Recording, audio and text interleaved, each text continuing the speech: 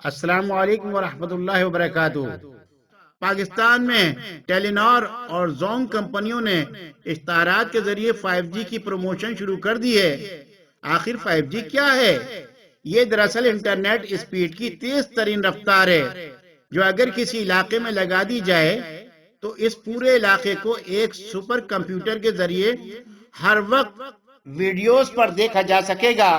علاقے کا کوئی فرد ایسا نہیں بچے گا جس کی جاسوسی ممکن نہ ہو۔ موبائل سے لے کر ٹی وی، LCD یا LED، فریج، آٹو پارٹس اور گھر کی تمام اشیاء میں نصب چھوٹے خفیہ کیمروں کے ذریعے 24 گھنٹے ہر فرد کی جاسوسی ممکن ہو جائے گی۔ ملٹری سطح پر یہ کام پہلے ہی دنیا کی بڑی افواج کرتی رہی ہیں، لیکن عوامی سطح پر اسے لانے کا بہت زیادہ سائنسی نقصان بھی ہے، کیونکہ اس ٹیکنالوجی کی شعاعیں انسانی دماغ کے لیے انتہائی خطرناک ہیں۔ ماہرین کے مطابق 5G سگنلز میں رہنے والا انسان ایسا ہوگا جیسے اس کا دماغ مائکرو ویو اوون میں پڑا ہوا ہے۔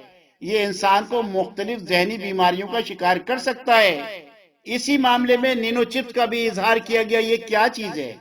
نینو چپس ویکسین کے ذریعے جسم کے اندر داخل کر دی جائے گی۔ یہ اعلان پوری دنیا کو ڈیجیٹل سسٹم میں لانے کی کوشش ہے۔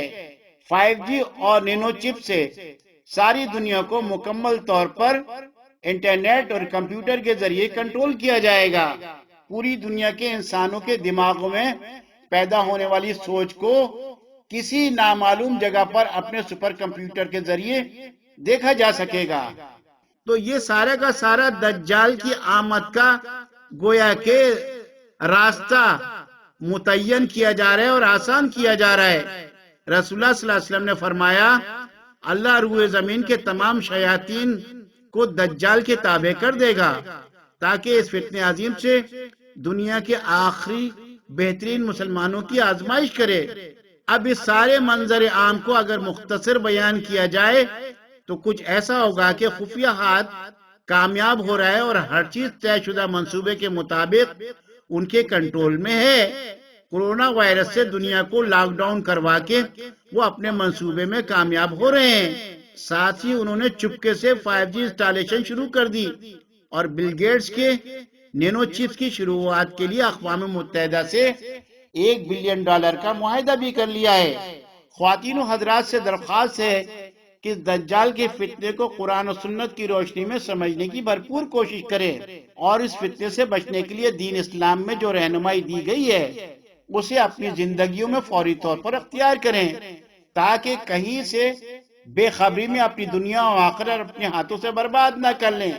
دجال کے فتنے سے بچنے کے لیے سورہ کہف کی پہلی 10 آیات کی روزانہ تلاوت کریں اور جمعے کو سورہ کہف کی تلاوت کا اہتمام فرمائیں۔ اللہ دجالی فتنوں سے ہم سب کی حفاظت کرے۔ اسلام اینڈ یو چینل کی طرف سے آپ کو کورونا سمیت دیگر مصائب کے حوالے سے فکر مند کیا جاتا رہے گا۔